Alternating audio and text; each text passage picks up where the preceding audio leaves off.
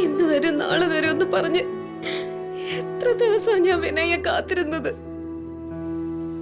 എന്നിട്ട് വിനയ് വന്നത് കണ്ടില്ലേ? കണ്ണിൽ കണ്ട ഏതോ പെണ്ണിനെ വിളിച്ചോണ്ട്, എന്നിട്ടോ ഇല്ലാത്ത കുറ്റങ്ങൾ മുഴുവൻ എന്റെ പുറത്ത് വെച്ച് കെട്ടി തന്നു. എന്നിട്ടിപ്പോ ഡിവോഴ്സ് ചെയ്യാനും പോകുന്നു. ഇത്രയും നാളും വിനയെ പ്രതീക്ഷിച്ചിരുന്ന ഞാനിപ്പോ ഒന്നും അല്ലാത്തവളായി പോയില്ലേ? അങ്ങനെയുള്ള ഞാൻ പിന്നെ എന്തിനാ ജീവിച്ചിരിക്കുന്നത്? ആർക്കു വേണ്ടിയാ ജീവിച്ചിരിക്കുന്നത്? ഗാർഗി, ഇതൊന്നിന്റെ അവസാനമല്ല. നീയും വിനയും തമ്മിലുള്ള ജീവിതത്തിന് അന്ത്യം കുറിക്കുന്നതിനുള്ള സാഹചര്യമല്ല. വിനയ് ഒരു പെണ്ണിനെ കൊണ്ട് വന്നു എന്നുള്ളത് ശരി തന്നെയാ.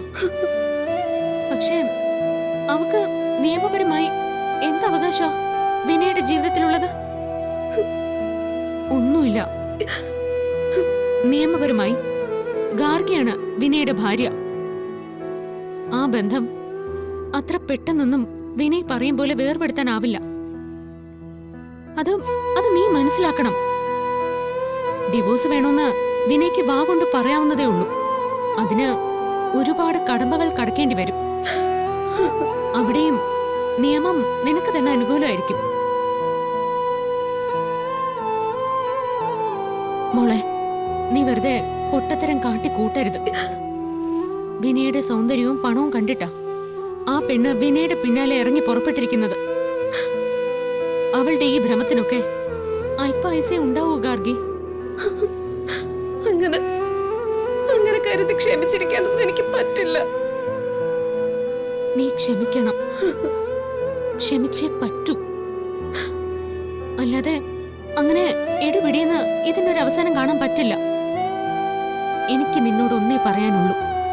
നീ നിരാശപ്പെടരുത്, പ്രതീക്ഷ കൈവിടരുത്.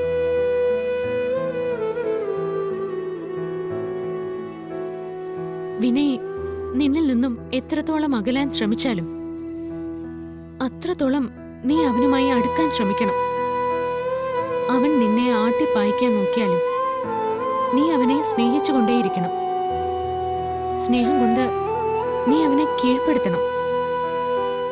നിന്റെ ആത്മാർത്ഥ സ്നേഹം തിരിച്ചറിഞ്ഞ് അവന് കുറ്റബോധം തോന്നണം.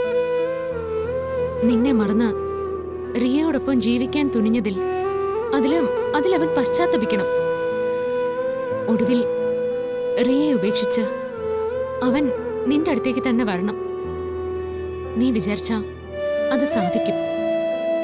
നീ ഇപ്പോ ആത്മഹത്യ ചെയ്യാൻ വേണ്ടി കാണിച്ച ഈ ധൈര്യമുണ്ടല്ലോ, ആ മനസ്സുറപ്പുണ്ടല്ലോ, അതിന്റെ 100-1 മതി ഇത് സാധിച്ചെടുക്കാൻ.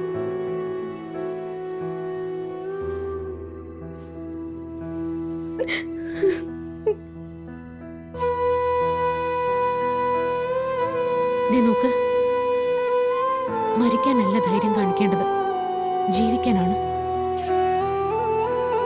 ഏതായാലും എന്തിനും ഞാൻ നിന്റെ ഒപ്പം ഉണ്ടാവും.